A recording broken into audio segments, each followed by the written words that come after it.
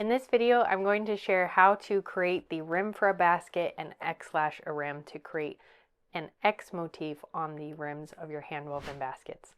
Hey there, my name is Brittany. I'm a basket weaver and textile artist, and here on the channel I share basket weaving inspiration and tutorials in all kinds of basketry materials. This is the third part in a basket series where we're covering a twill blanket basket, which is this basket. If you want to learn how to weave the base, which is an open base bottom, and then weave in twill weave for the walls, you can check the description below. The other videos in this series are linked down there.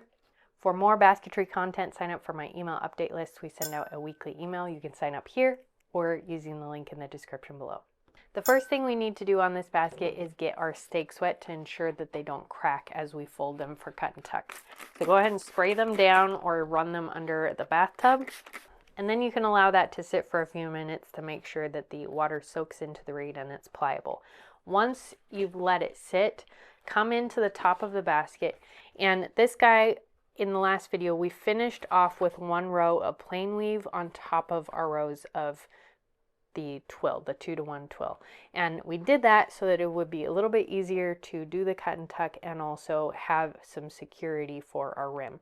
So following that top row of weaving, we're going to fold over all of the stakes that are in front of that row, like so. Fold them flush, that top row of weaving, ensuring that anywhere where the weaver is doing the same thing as the weaver below it, that sits up and doesn't sit on top or slide underneath like this.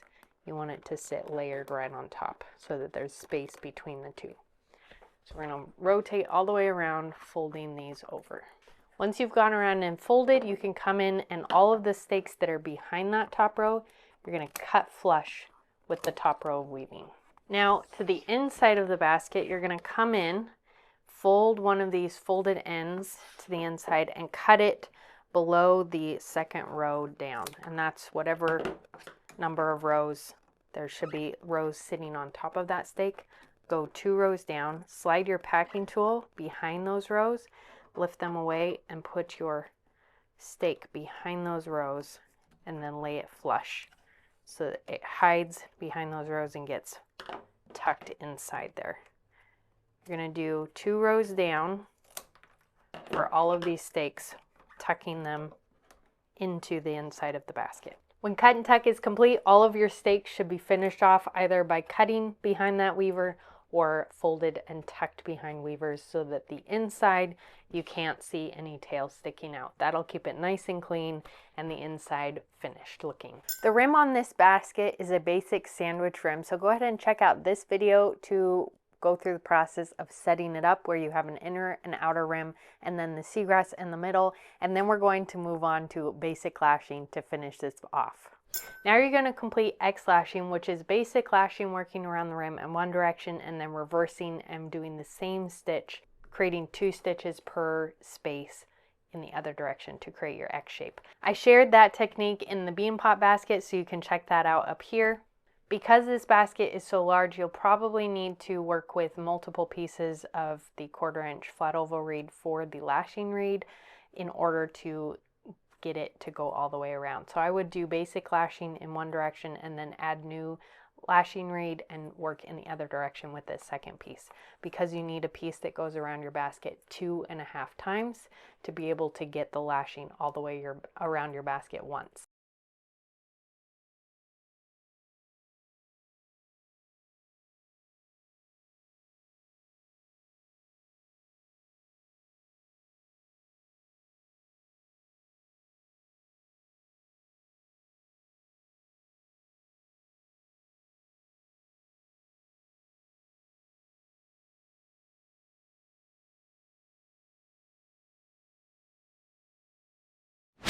Congratulations, you made it to the end of your basket. The last steps are to allow this to dry for 24 hours and then put a stain or a sealer on it to ensure that it doesn't mold or mildew.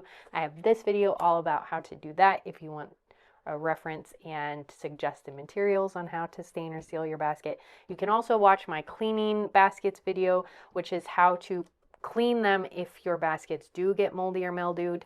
And in that video, I also talk about how to use butcher block oil or mineral oil to protect your baskets if you don't want to use a stain or a sealer.